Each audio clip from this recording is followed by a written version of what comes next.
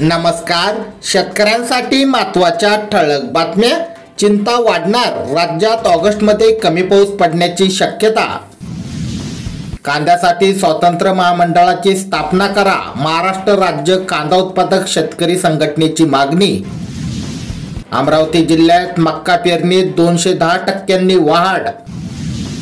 लाडक्या बहिणीकडून 6,800 कोटीची वसुली होणार, योजनेत 42 लाख अपात्र लाभार्थी.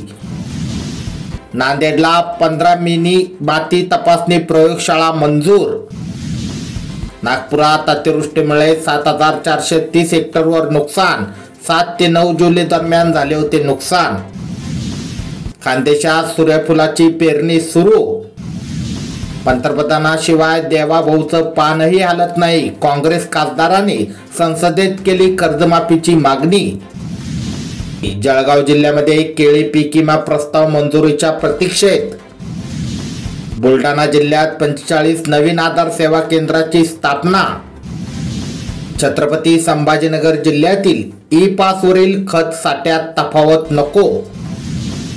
राज्यात खरीप पेरा अंतिम टप्प्यात. शेतकरी आत्महत्या प्रश्नी सिंदूर यात्रा काढणार, माजी आमदार बच्चू कडू. बुलढाण्यात लंपी प्रतिबंधक लसीकरण मोहीम वेगात. मराठवाड्यात मुंगापेक्षा उडदाचा पेरा जास्त. कृषी खात्यात आणखी एक घोटाळा, धनंजय मुंडे यांच्यावर 169 कोटीच्या घोटाळ्याचा आरोप आमदार सुरेश धस यांनी केला. जळगाव जिल्ह्यात मक्का पीक 1,88,000 हेक्टरवर. कर्जमाफी रेखाटलेला पीक विमा होमनी नुकसान भरपाईसाठी बुलढाणा जिल्ह्यातील शेतकऱ्यांचे आंदोलन.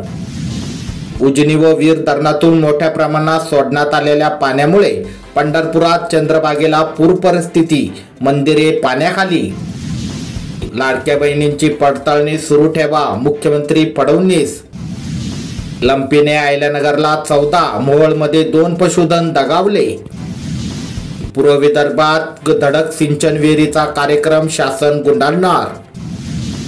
पीएम किसानचा 20वा हप्ता उद्या जमा होणार. शेतकरी व्यापाऱ्यांसाठी मंत्रिमंडळाच्या बैठकीत मोठा निर्णय, ई नाम योजना प्रभावशाली राबवली जाणार.